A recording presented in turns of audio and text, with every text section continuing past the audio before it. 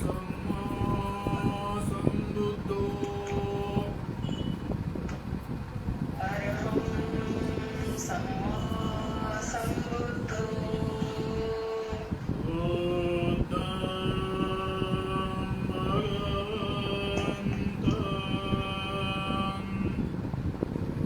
बुद्धं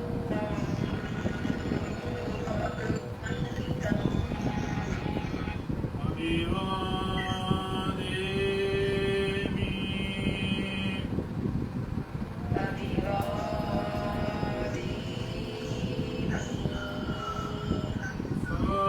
साक्षातो भगवता धम्मो स्वाक्षातो भगवता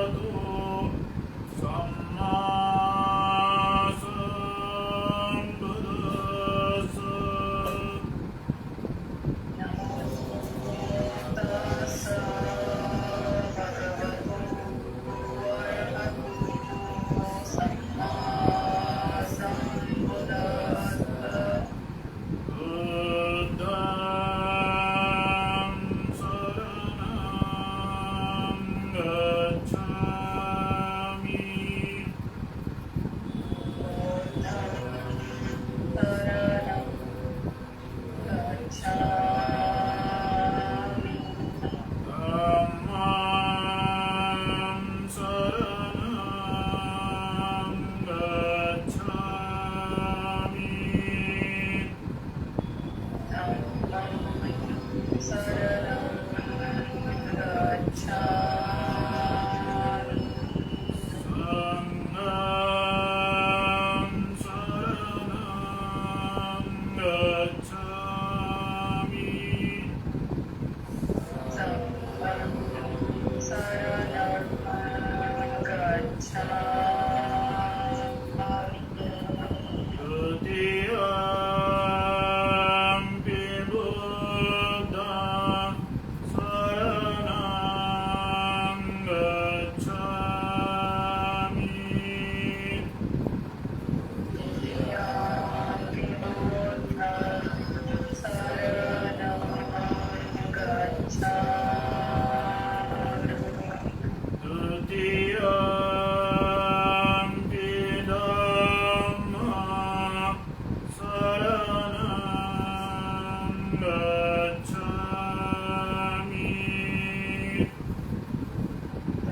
Yampi Dhammam Saranam Gacchami Tutiyampi Sangha Saranam Gacchami Yampi Saranam Saranam Gacchami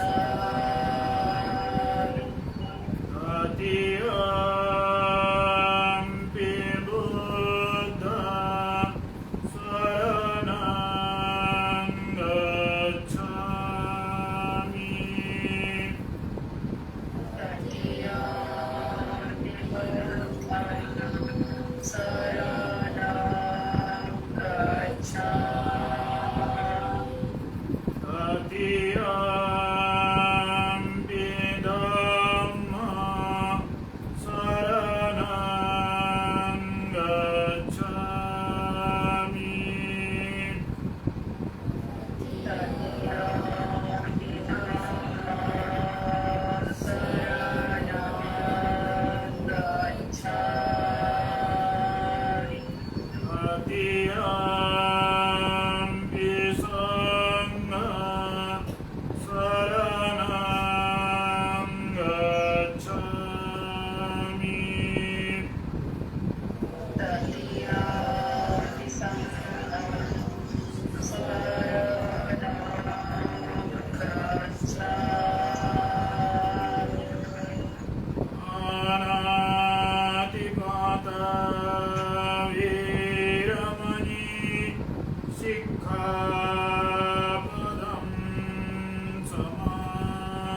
Samadhiyami Anatipata Virmani Sikkhapadam Samadhiyami Adinadana Viramani Sikkhapadam Samadhiyami Adinadana Virmani Sikkhapadam Samadhiyami Ame Sumichachara Viramani Sikkhapadam Samadhiyami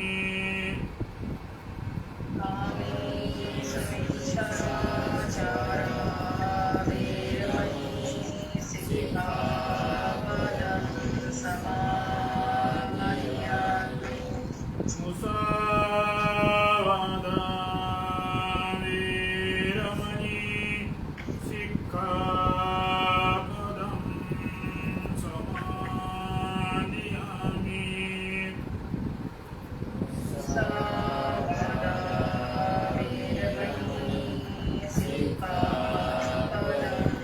Samadhi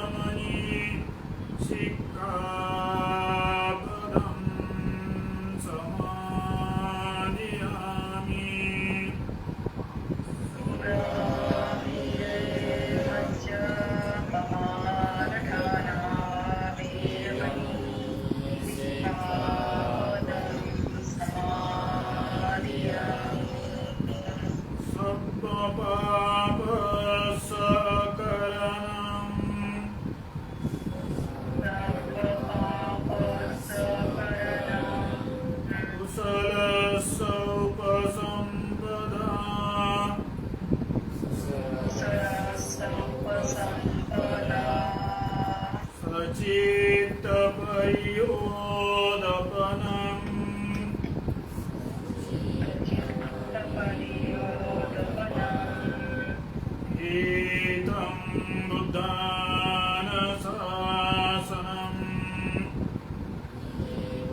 साधु साधु साधु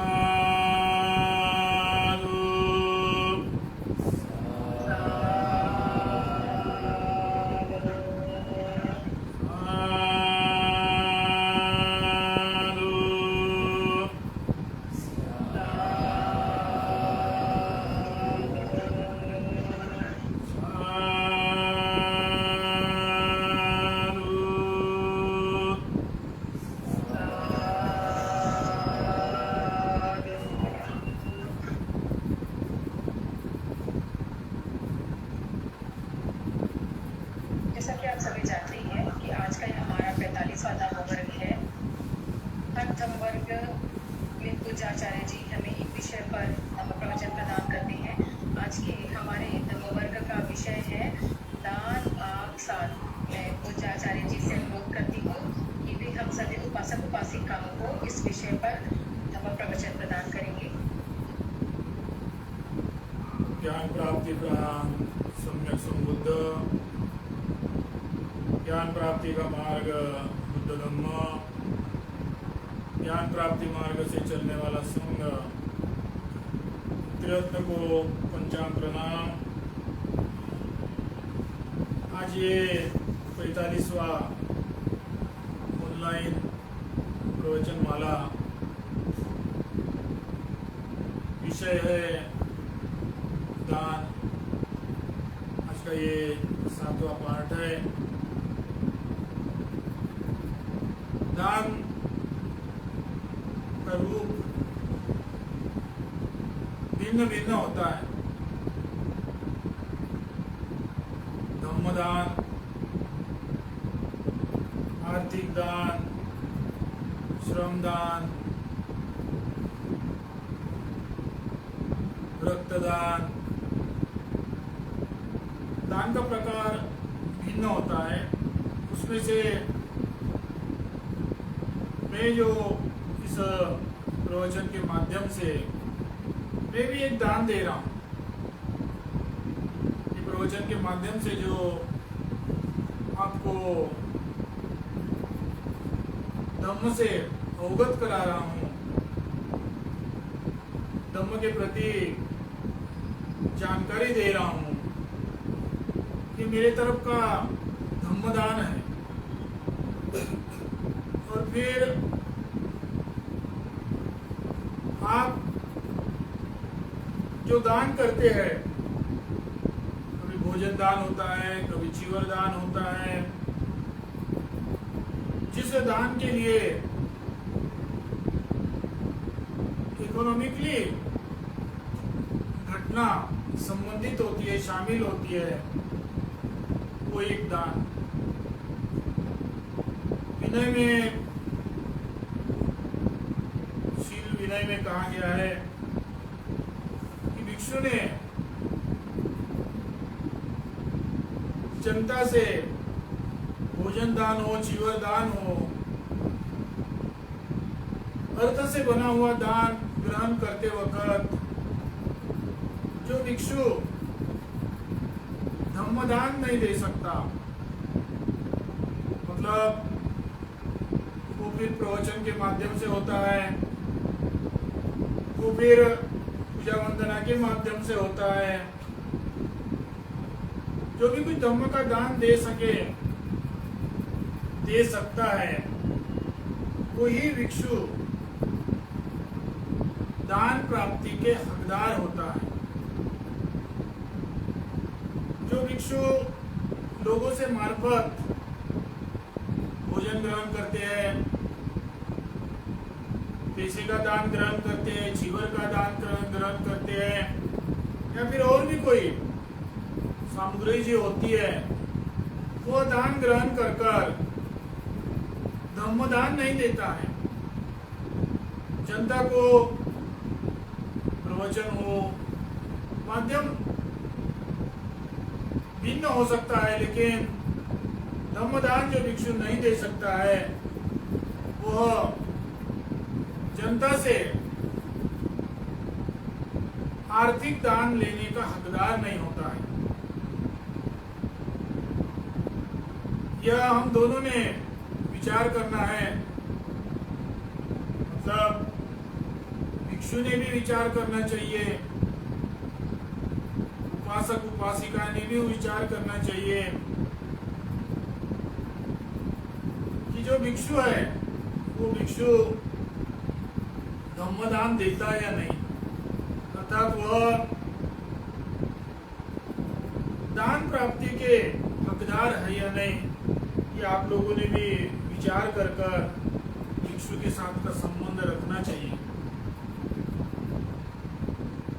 हम हर वक्त कहते हैं कि मेरा जीवन किसी के कारण राइट होता है, लेफ्ट होता है, ऐसे होता है, वैसे होता है, लेकिन हमारा जीवन जितना दूसरे के कारण हलवल्ला नहीं जाता है, दूसरे किसी के कहने के कारण, दूसरे किसी ने किए हुए कर्म के कारण राइट लेफ्ट नहीं होता है, उतना ही उससे भी बढ़कर अपनी आसक्ति, स्वयं की आसक्ति या फिर स्वयं के लोभ के कारण ही अपना जीवन तड़पड़ा जाता है, हलबला जाता है। और ये जो दान होता है ये आसक्ति, अपनी ही आसक्ति, दूसरे की आसक्ति के साथ मेरा कोई संबंध नहीं है, दूसरे के लोभ के साथ मेरा कोई संबंध नहीं है, मेरी अपने ही आसक्ति, मेरे अपना ही लोभ, ये हमारे जीवन को पीड़ित करता है, दुखित करता है। हम अपने ही आसक्ति, अपने ही लोभ से अपने आप को बंधन में डाल देते हैं।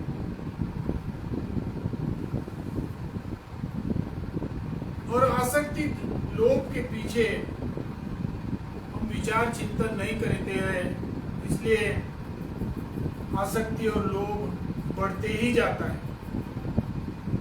जो दान होता है ये दान, आसक्ति, लोभ जो आपके जीवन में सबसे बड़ा पीड़ा और दुख है उससे वंचित करने का सबसे आसान और सबसे बड़ा महत्वपूर्ण उपाय है। एक छोटी सी बात है, दान कोई बहुत बड़ा काम तो है ही नहीं। दान करने के लिए आपको महीनों न महीना सूर्य को देखने की जरूरत नहीं। दान करने के लिए वर्षों न वर्ष आपको एक पैर में खड़ा होने की जरूरत नहीं, उपवास करने की जरूरत नहीं। लेकिन इस दान करने के कारण आपके अंदर की आसक्ति भी, लोभ भी समाप्त हो सकता है। आप एक कदम आगे क्यों नहीं बढ़ाते? दान ये आपके अंदर में, मतलब मेरे भी अंदर में जो लोभ, आसक्ति है उससे वंचित होने के लिए विशेष रूप की एक विधि है, विशेष रूप का एक उपाय है। तथागत कहते हैं अपमानन, पाली भाषा में है, हो सकता है कि मेरा प्रोनाउंसिएशन ठीक नहीं होगा, लेकिन बुद्ध ने दान के प्रति 4 बात को हमारे सामने पेश किया है।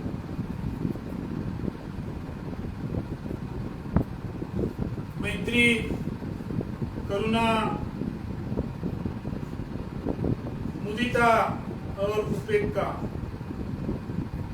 ये आपने बार बार सुना होगा ये शब्द। मैत्री भी बार बार सुना होगा, करुणा भी बार बार सुना होगा, मुदिता उपेक्षा ये भी बार बार सुना होगा। क्योंकि हम जब गाथा बोलते हैं, गाथा में ये शब्द आते ही रहता है। मैत्री और करुणा ये दोनों को हमने साथ में जोड़ दिया। शब्द में भी मैत्री करुणा एक साथ में ही बोल देते हैं, लेकिन मैत्री और करुणा ये भिन्न है, ये दो अलग बात होती है।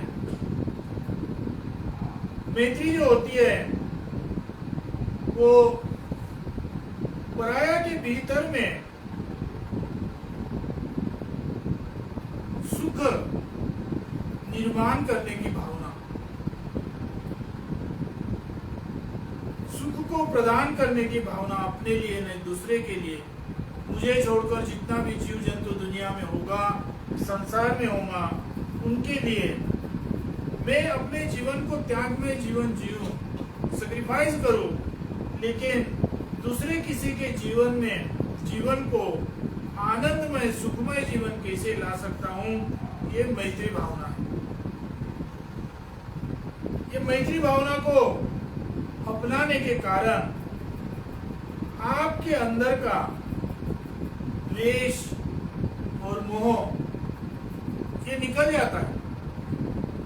आप जितना अपने अंदर की मैत्री को बढ़ाएंगे, उतना ही आपके अंदर का द्वेष अर्थात अज्ञानता, मोह, हम सभी के अंदर में मोह माया रहती है।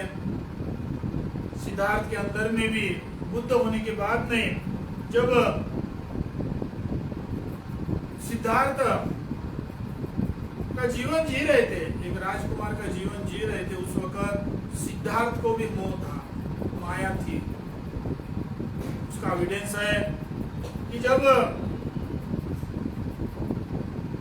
पूर्णिमा की रात को घर छोड़ने का वक्त आया, महल को त्यागने का वक्त आया, तब सिद्धार्थ ने अपना पुत्र राहुल को एक झलक देखने की इच्छा जताया। अर्थात ज्ञान प्राप्ति के पहले, प्रज्ञा प्राप्ति के पहले सिद्धार्थ को भी मोह माया थी।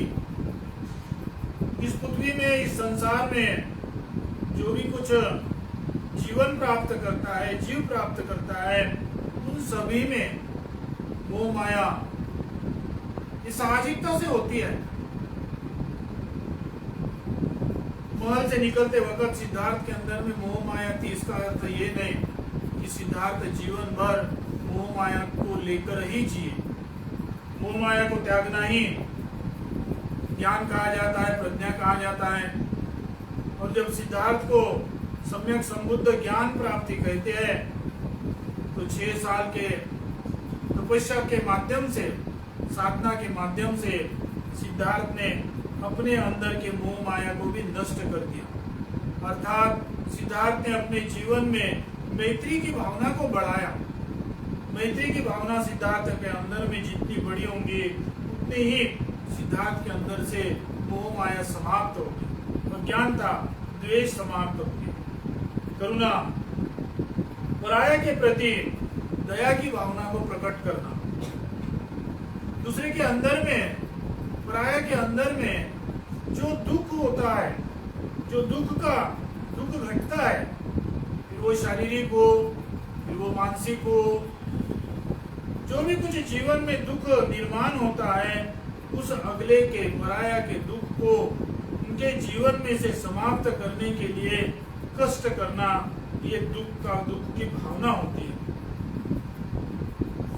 मैत्री और दुख, ये डॉक्टर जिस तरह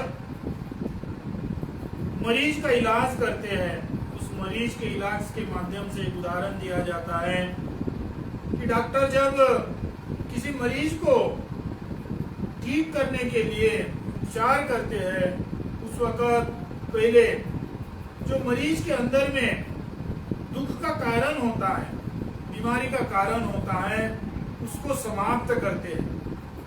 अर्थात कभी दवाई से वो दुख निकल सकता होगा तो दवाई से करते हैं, कभी ऑपरेशन से वो दुख निकालना हो तो ऑपरेशन करते हैं, लेकिन प्रथम उस मरीज के अंदर का दुख को समाप्त करते हैं और उसके पश्चात मैत्री जो उस दुख से समाप्त हुआ, दुख से वंचित हुआ शरीर है, उस शरीर को स्वस्थ हेल्दी जीवन, हेल्दी शरीर प्रदान करने के लिए जो प्रक्रिया रहती है वो प्रदान करते हैं। ये दोनों, पहले दुख निकालना और बाद में सुख प्रदान करना, ये उल्टा तो नहीं होता है।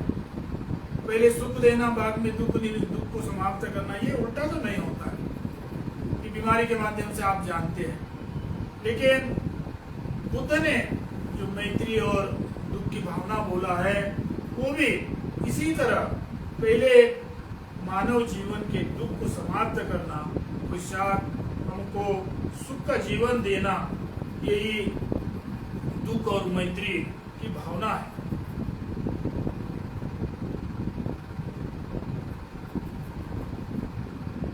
तीसरा मुदिता। मुदिता मतलब खुशी, हर्ष।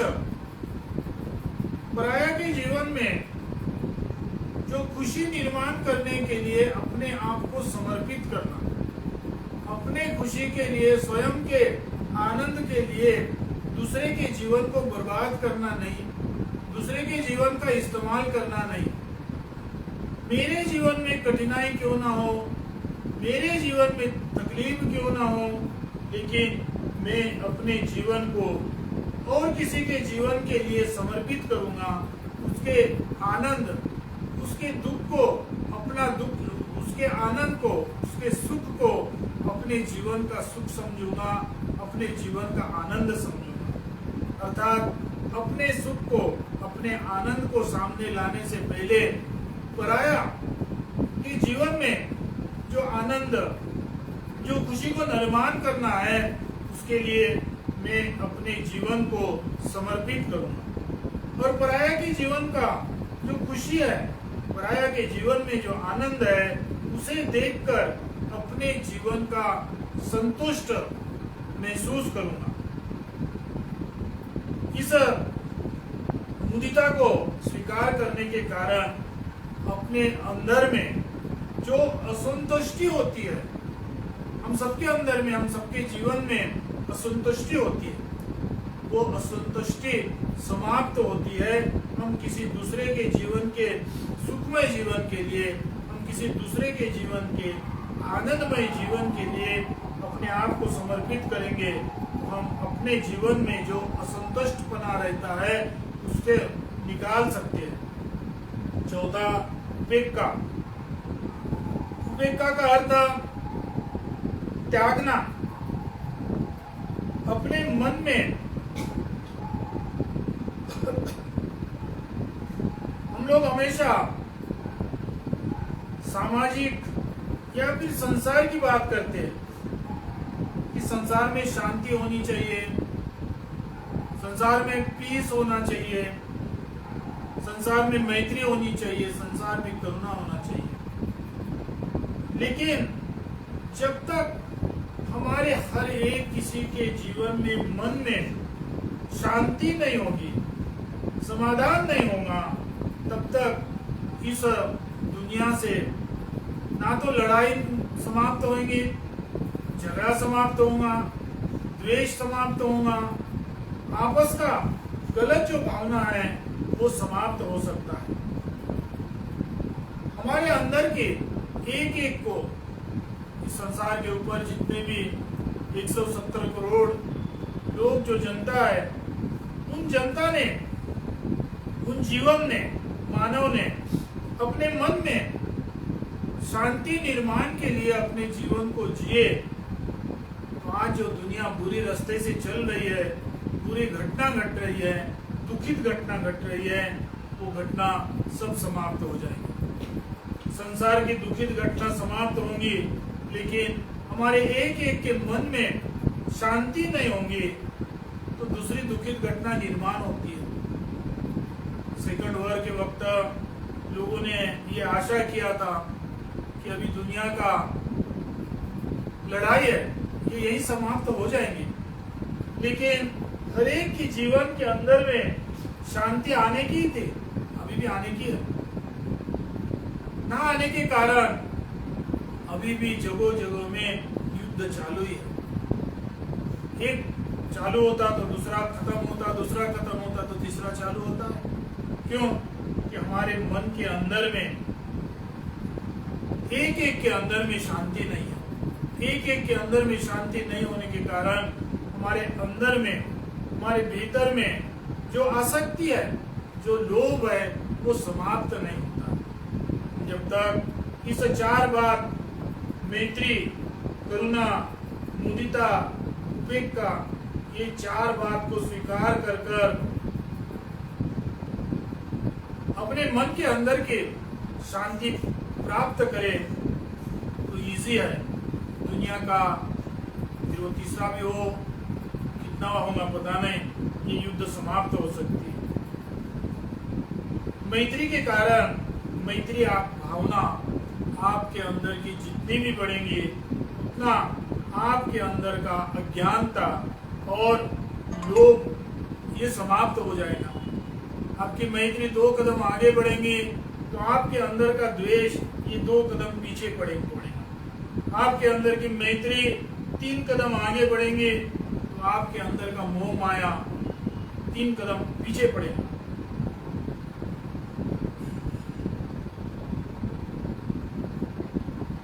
करुणा को स्वीकार करने से आपके अंदर में जो पराया के प्रति गलत भावना होगी, पराया को दुखित मार्ग से ले जाने वाली भावना होगी, वो भावना समाप्त हो जाएगी और आपके अंदर का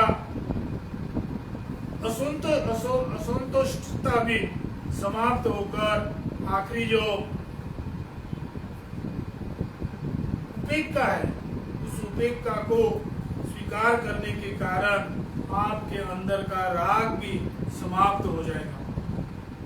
मैत्री, करुणा, मुदिता, उपेक्षा, ये चारों के कारण आपके अंदर का द्वेष, मोह माया, पराया को हानि पहुंचाने का मन, आपके अंदर की असंतुष्टि, आपके अंदर का राग ये समाप्त हो रहा है। तो आप इस 4 बात को स्वीकार करने से क्यों इनकार करते हो? ये 4 अभी हमने जो कहा, आपके अंदर का तृष्णा, मोह माया, पराया को हानि पहुंचाने का मन, आपकी असंतुष्टि, राग ये समाप्त हो रहा, मतलब आपके अंदर में जो तृष्णा है वो तृष्णा का ज्यादा से ज्यादा भाग समाप्त हो रहा। फिर आप इस बात से वंचित क्यों रहते हैं? मैत्री, करुणा, उपेक्षा, मुदिता इसको स्वीकार कर कर आप अपने जीवन का जो तृष्णा है उसे समाप्त करने के लिए कदम क्यों नहीं बढ़ाते? और उसके लिए सबसे आसान, सबसे लिए इजी मार्ग है कि दान करने के कारण आपके अंदर का तृष्णा समाप्त हो रहा है, मोह माया समाप्त हो रहा है। आप किसी के प्रति करुणा को प्रदान कर कर दान प्रदान कर रहे हैं तो आप कभी ये तो नहीं सोचेंगे कि मैं किसी को हानि पहुंचाऊं। आप यही सोचेंगे कि किसी का जीवन मंगलमय हो, किसी का जीवन मंगलमय हो, किसी को हानि नहीं पहुंचाऊंगा। इसके माध्यम से आपके अंदर में जो असंतुष्टि का मन छलबलते रहता है वो समाप्त होगा। आप अपने जीवन में से राग, गुस्से को निकाल रहे हैं। गुस्सा ये आदमी को शारीरिक भी और मानसिक भी खराब करता है, नष्ट करता है। आपके जीवन से एक दान, छोटी सी बात से द्वेष, मोह माया, पराया के हानि का मन, असंतुष्टि, राग ये सब तृष्णा का कारण निकल रहा है। आपने इससे वंचित रहने का क्या कारण? आपने जल्द से जल्द आज तक जितना इस 4 बात के पीछे कदम नहीं उठाया, उतना कदम आज अभी इस वक्त से उठाना चाहिए। आपने कभी सुना होगा सिद्धार्थ गौतम, ये गाथा के माध्यम से देखा जाए तो ये 7वें बुद्ध है। कहते हैं कि सिद्धार्थ गौतम के पहले 6 बुद्ध हो चुके हैं और 7वां ये सिद्धार्थ गौतम है। आपने कभी कहानी के तौर पर सुना होगा, ये कहानी है। साइंस के तौर पर देखा जाए तो ये मुमकिन नहीं है। एक तथागत के ऊपर जो लोगों ने रखे हुए श्रद्धा के ऊपर से निर्माण की हुई कहानी है। कहानी ये कहती है कि सिद्धार्थ जन्मते बराबर 7 कदम चले ना चले ये तो पता नहीं, लेकिन उस कहानी के माध्यम से ये बताना चाहते हैं कि 7वां जो कदम था वो कदम सिद्धार्थ गौतम स्वयं, मतलब 6वें सिद्धार्थ के पीछे के जो 6 कदम है वो 6 कदम सिद्धार्थ के पहले ये बुद्ध को दर्शाते हैं। 7वां जो कदम है सिद्धार्थ गौतम स्वयं। उस सिद्धार्थ गौतम के को लेकर एक कहानी है। दीपांकर बुद्ध और सिद्धार्थ, जो एक जमाने में सिद्धार्थ को सुमेध के नाम से जाना जाता था। दीपांकर बुद्ध जहाँ सुमेध रहा करते थे, ये कहानी है। कुछ जगह हकीकत है और कुछ जगह कहानी है। सिद्धार्थ सुमेध जहाँ रहते थे, जहाँ निवास करते थे, उस निवास स्थल पर सुमेध बुद्ध है, सुमेध बुद्ध है। सिद्धार्थ ये कोई नए बुद्ध नहीं, बुद्ध धम्म में नए बुद्ध नहीं है, उनके पहले 6 हो गए। 7वें ये सिद्धार्थ। दीपांकर बुद्ध को, सुमेध को पता चला कि दीपांकर बुद्ध हमारे एरिया में आ रहे, तो दीपांकर ने ये सोचा कि मेरे पास तो कुछ नहीं है, मैं उन्हें कुछ भी नहीं दे सकता, लेकिन मैं अपने शरीर का इस्तेमाल कर या मैं अपने शक्ति बल का इस्तेमाल कर मेरे रहने वाले, मैं जहाँ निवास करता हूँ उस बस्ती में जब दीपांकर बुद्ध आ रहे हैं तो उनकी सेवा जितनी भी हो उतनी मैं सेवा करूंगा। ये उन्होंने तय किया और उनको पता चला कि फला दिन दीपांकर बुद्ध सुमेध जहाँ रहते हैं वहाँ आने वाले हैं। तो उन्होंने जो दीपांकर बुद्ध का चलने वाला रास्ता है वो रास्ते को कभी साफ किया, कांटे निकाला, पत्थर निकाला, झाड़ू मारा। कई दिनों से उन्होंने तैयारी की सुमेध बुद्ध को आने की। और एक दिन वो दिन आया कि सुमेध बुद्ध, दीपांकर बुद्ध सुमेध जहाँ निवास करते थे उस सुमेध के निवास स्थल पर आए। जितने भी नजर में आया, जितना भी देखा, उतना सुमेध ने रास्ते का अगल बगल का साफ सफाई स्वच्छता के तौर पर ध्यान तो दिया, लेकिन आदमी है कभी छूट भी जाता है। आदमी परफेक्ट नहीं होता है, आदमी से कभी कभी बहुत कुछ छूट भी जाता है। सुमेध से भी कुछ छूट गया। लोग, हजारों लोग जहाँ से दीपांकर चल रहे उस रास्ते के दोनों तरफ दीपांकर बुद्ध का स्वागत करने हेतु से जनता, श्रद्धावान उपासक उपासिका खड़े हैं और दीपांकर बुद्ध का स्वागत कर रहे हैं, आवभगत कर रहे हैं। चलते आगे दीपांकर बुद्ध के सामने एक कीचड़ का गड्ढा रहा। वो कीचड़ का गड्ढा अभी कैसे समाप्त किया जाए, उसको कैसे सुधारा जाए, ना तो अभी वक्त है। जस्ट अभी दीपांकर बुद्ध का कदम उस कीचड़ के गड्ढे में भर रहा है, जा रहा है। ऐसे वक्त करना क्या है? ना वहाँ वक्त है, ना वहाँ कुछ पावड़ा वगैरह या मट्टी डालने के लिए कुछ सामग्री है। तो सुमेध ने सोचा कि मैं दीपांकर बुद्ध का सेवा करना चाहता हूँ, उनको तकलीफ ना पहुंचे, ऐसा माहौल यहाँ निर्माण करना चाहता हूँ। तो उस कीचड़ भरे गड्ढे के सामने जाकर सुमेध लेट गए कीचड़ के ऊपर अपने आप को समर्पित कर दिए, अपने आप को लेटा दिए और दीपांकर बुद्ध को कहते हैं कि तथागत आप मेरे ऊपर से जाइए, मुझे कोई त्रास नहीं होगा, मुझे कोई दिक्कत नहीं होगी, आपको दिक्कत ना हो, यही मेरा विचार है। और इस वक्त मैं इस कीचड़ के गड्ढे को भर नहीं पाया, इसलिए मैं अपने आप को इस कीचड़ के गड्ढे के ऊपर में रख रहा हूँ, मेरे ऊपर से आप जरूर जाइए। इस त्याग भावना से त्यागे दान एक प्रकार का ध्यान दान है। सुमेध ने दीपांकर बुद्ध के लिए दिया हुआ ये दान है, और वो भी कौन सा दान? अपने आप को समर्पित करके दिया हुआ दान है। ना उनके पास पैसे है, ना उनके पास कुछ करने को वक्त है, तो अपने आप को समर्पित कर दिया, उस कीचड़ भरे गड्ढे के ऊपर में सो गए और लेट गए और दीपांकर बुद्ध को कहने को लगे कि तथागत मेरे ऊपर से आप जाइए। बुद्ध उस शब्द का ग्रहण कर कर उनके ऊपर से गए और दीपांकर बुद्ध ने सुमेध को ये आश्वासन दिया कि आपके इस त्यागमय भावना से दिए हुए दान ऐसा वैसा नहीं, आपके पास पैसे बचे हैं तो उसमें से दे रहे, आपके पास ज्यादा एक्सेस सामान है जो उसे समाप्त करने के लिए या तो पैसे लगते हैं या तो तकलीफ होती है, उस वस्तु को ठिकाना लगाने के लिए किसी को दे रहे, उसको दान का नाम दे रहे, वो दान उसे दान नहीं।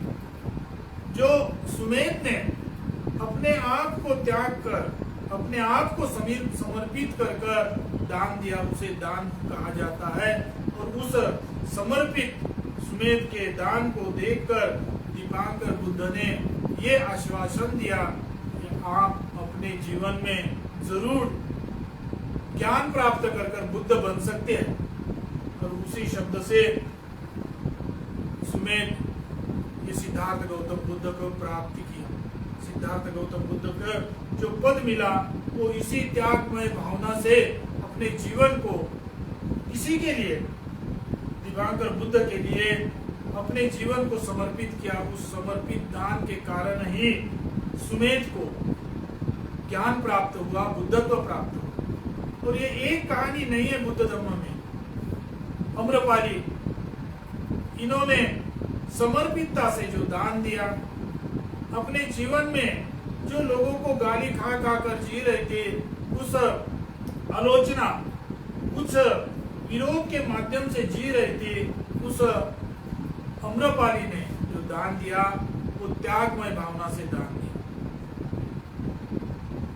अनाथ पिंडक या जेत या और भी है, राजा बिंबिसार, राजा अशोक, बुद्ध धर्म के इतिहास में जो भी कुछ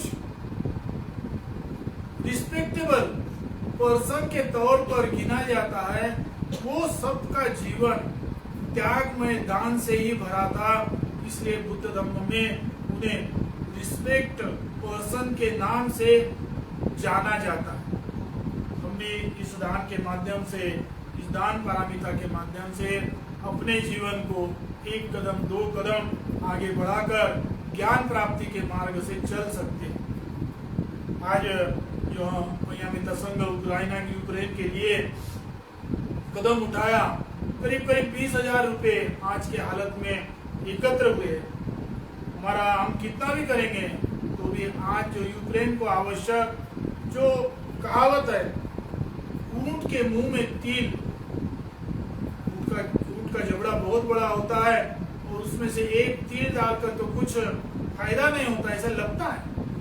लेकिन वो तिल पंजामित्ता संघ जैसे तमाम लोग या पंजामित्ता संघ को सहकार्य कर तमाम लोगों ने वो तिल को बढ़ाया। आप यहाँ जो सुन रहे हैं, क्या आपके माध्यम से आप जिसको किसको प्रोत्साहित कर सकते हैं, उनके माध्यम से इस प्रोजेक्ट को हम सब मिलकर सक्सेस करेंगे। प्रोजेक्ट को सक्सेस करने का अर्थ अपने दान पारमिता का पालन कर अपने त्यागमय जीवन को जीकर अपने आप को ज्ञान प्राप्ति मार्ग से चलाने के लिए कोशिश करते रहेंगे। यही इस प्रोजेक्ट का उद्देश्य है।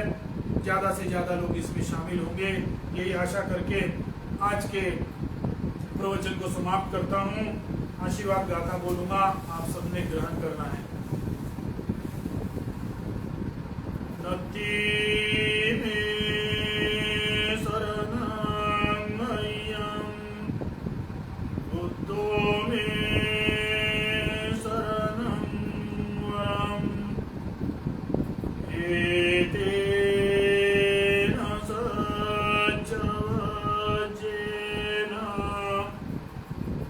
होतु ते जयमङ्गलम्। नत्थि मे शरणं मह्यं, धम्मो मे शरणं वरम्, एतेन सच्च वचेन होतु ते जयमङ्गलम्।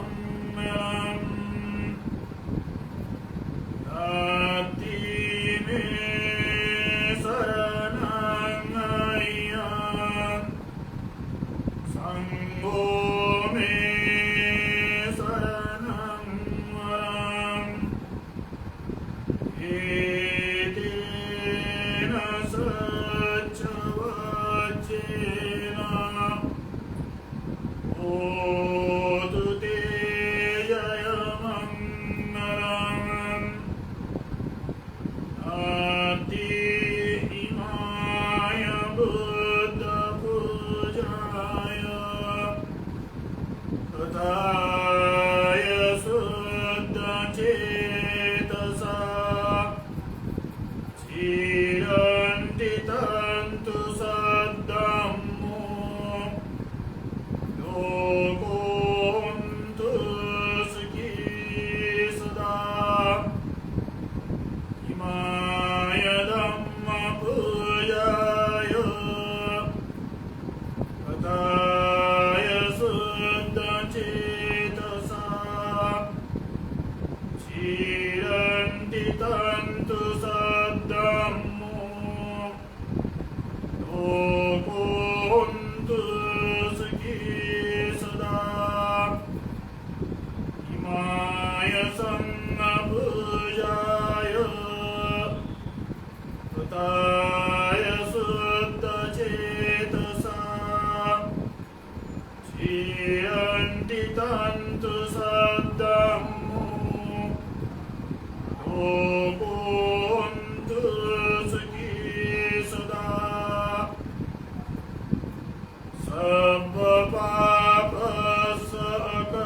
सर्वपापसकरणं, कुशलस्य उपसम्पदा,